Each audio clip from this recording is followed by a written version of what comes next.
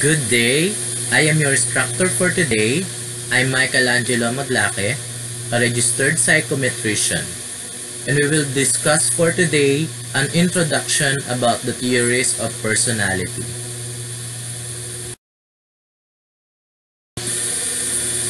So what is personality? Personality stems from the Latin word persona, meaning mask. Through history, people wear masks to perform in festivals to portray different behaviors and attitudes of the ancients for celebration or to hide ourselves from danger. Thus, we wear our mask in different occasions to hide and portray our identities and behavior.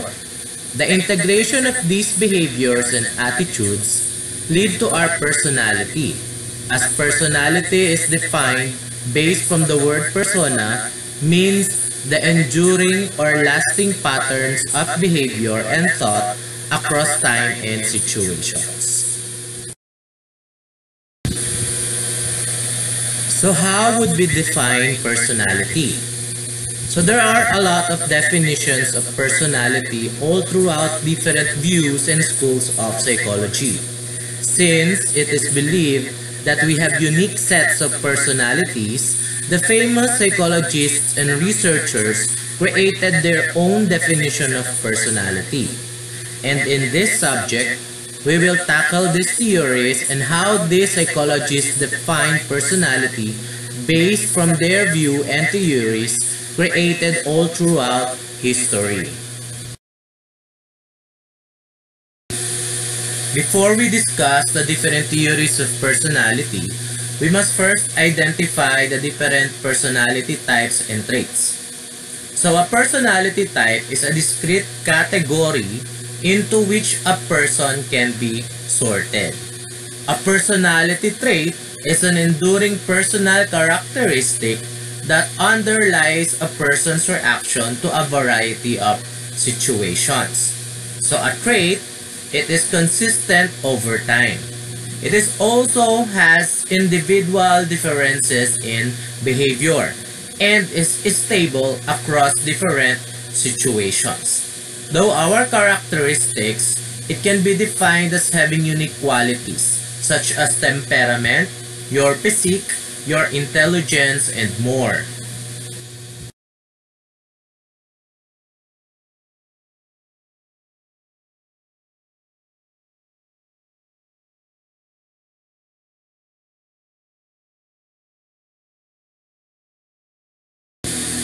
Before we move forward in tackling the different theories of personality, we must first define what is a theory.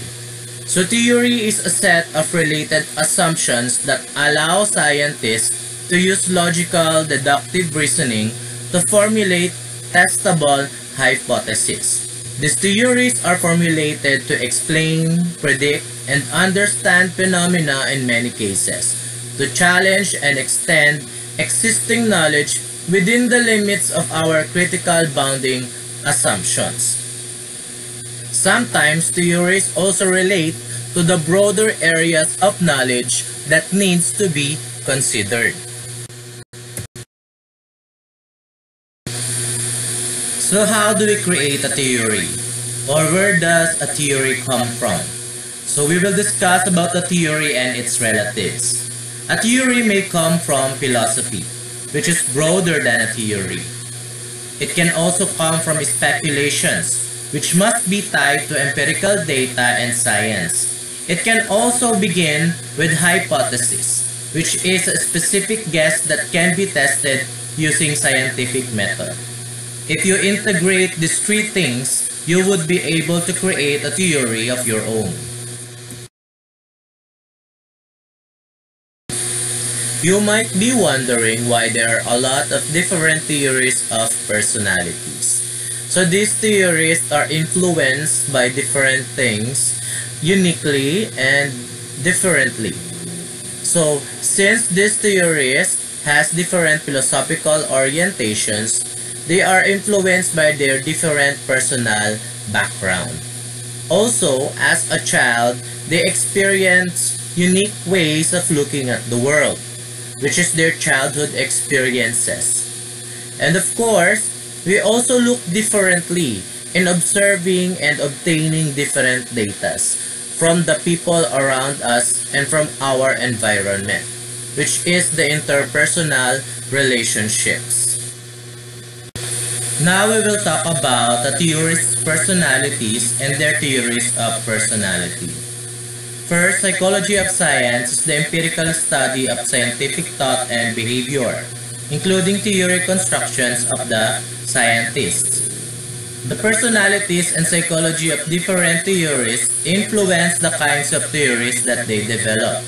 So it is imperative for us to study the biography or the background of the scientists or the psychologists themselves in order to understand how they develop their theory of personality.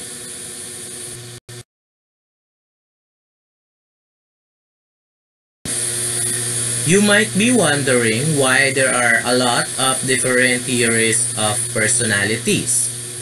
So first, let's talk about the different personal backgrounds. This theorist has different personal backgrounds. Some of them are rich, some of them are poor, some of them are in the middle class, some of them had experienced life differently from the other people. They're also affected by their childhood experiences.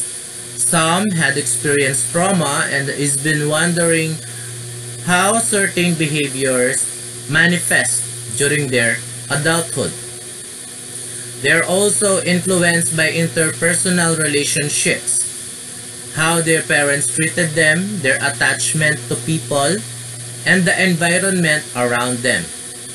Also, these theorists and scientists also has different philosophical orientations, starting from religion to belief, to faith, virtue and ethics, and more. They also has unique ways of looking at the world. All of us has different ways of looking at the world. Some people look at them positively or negatively. Also, the scientists choose data differently. They only choose things to observe. Like for example, you're standing in the plaza or in a market and you only look in a certain view, in a certain stall or a certain person that you would like to observe. Then you just leave the other things around. Then, this theorist personality is also unique. That's why they had created their own theories of personality based on their own, how their personality developed from the very beginning until they had created the research about their own theories.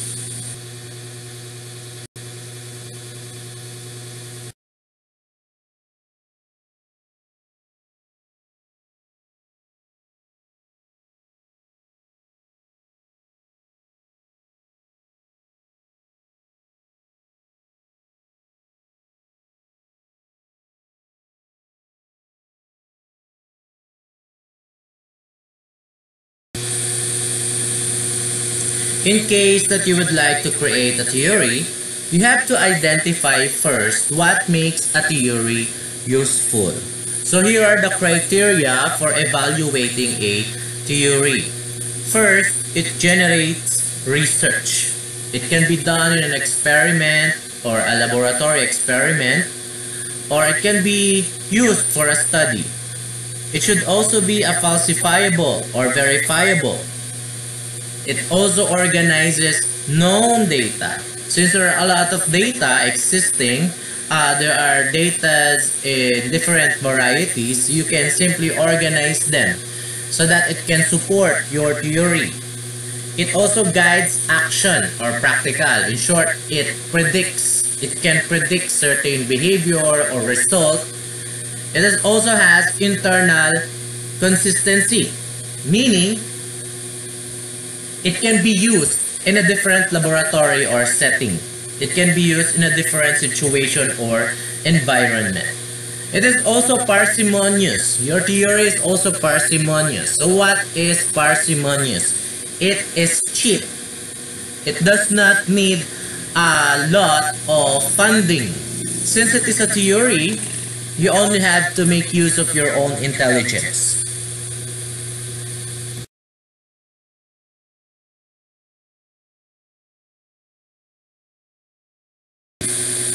Now, since our subject is all about theories of personality, you might be thinking, how do we develop personality?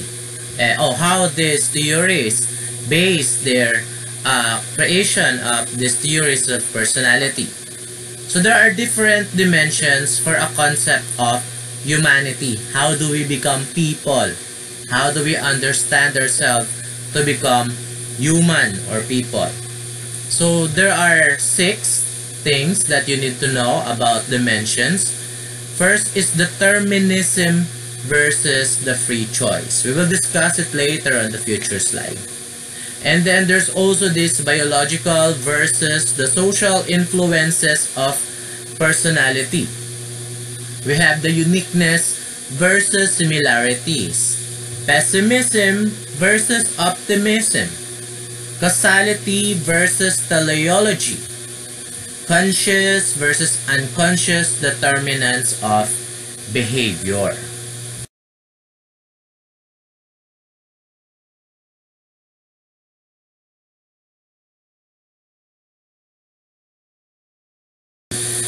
Now let's fully discuss these dimensions for a concept of humanity.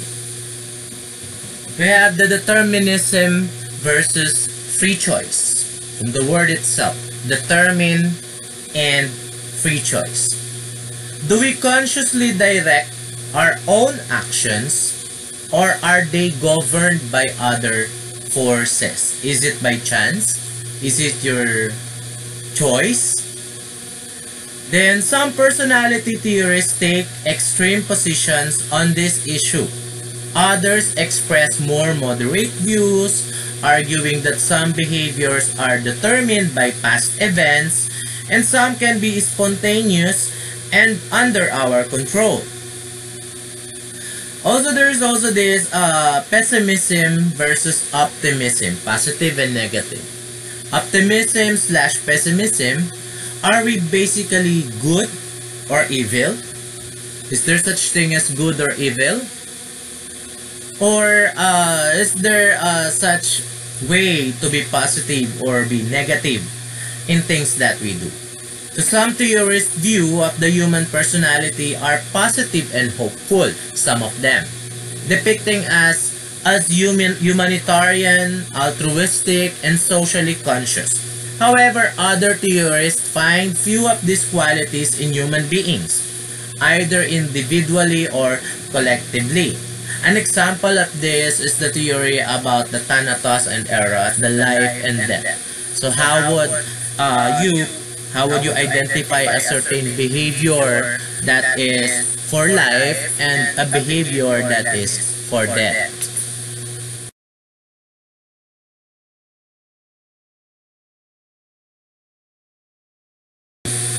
We also have the concept of humanity about causality and teleology. So it talks about the past and the present. Is our personality fixed by early events in our lives, or can it be affected by experiences in adulthood? Do our behaviors change based from our past and from our present? From a relationship you had a broken hearted before, will it affect your new relationship now? Then we also have the conscious versus unconscious determinants of behavior. It means the equilibrium or growth. Equilibrium versus the growth. Are we motivated simply to maintain a physiological balance or a state of equilibrium? Or does the urge to grow and develop shape our behavior? So some theorists believe that people are tension-reducing, pleasure-seeking animals, while other considers us to be motivated primarily by the need to grow, to realize our full potential and to reach forever higher levels of self-actualization and development.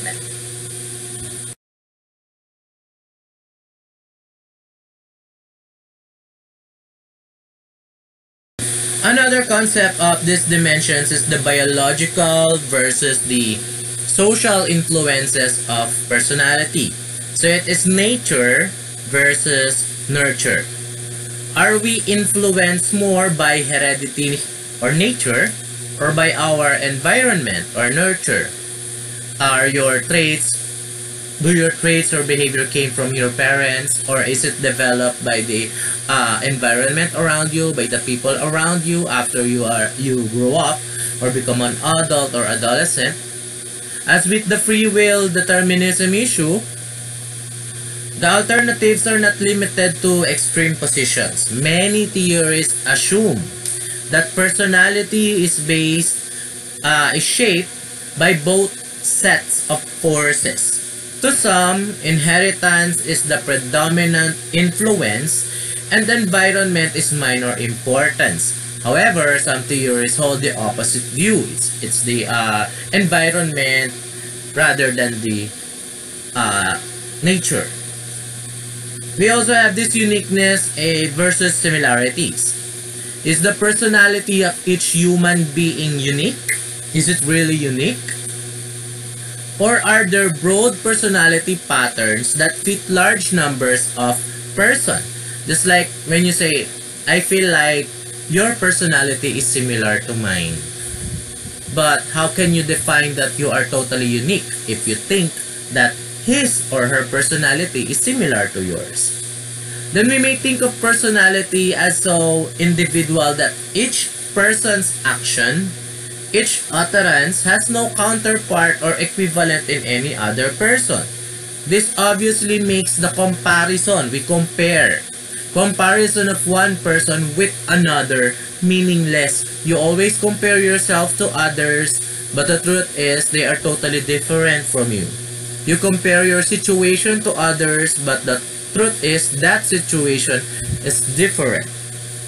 Since the people around them in that certain situation are different, with different and unique personalities to the situation that you are experiencing, that also has different people around you, and you also have a unique personality. So uniqueness versus similarities.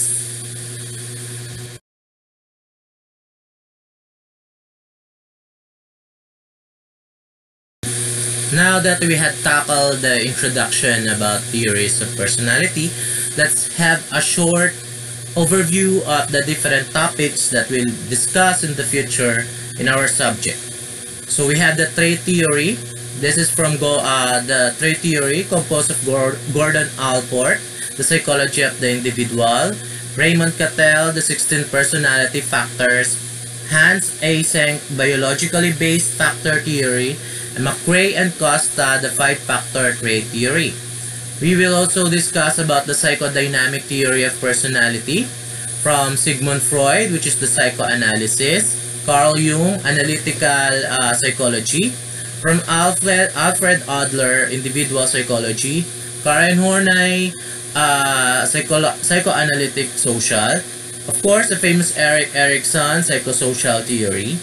Also, we'll discuss about behavioral theory from Boris Frederick Skinner, or behavioral analysis.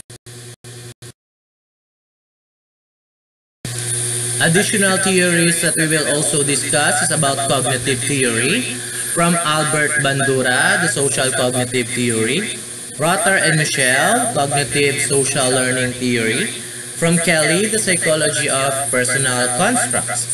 Also, we'll discuss about the object relations theory from Melanie Klein, object relations, Margaret Muller, security to autonomy, Heinz Kohut, development of the self, John Bowlby's separation anxiety, and Mary Ainsworth's attachment style.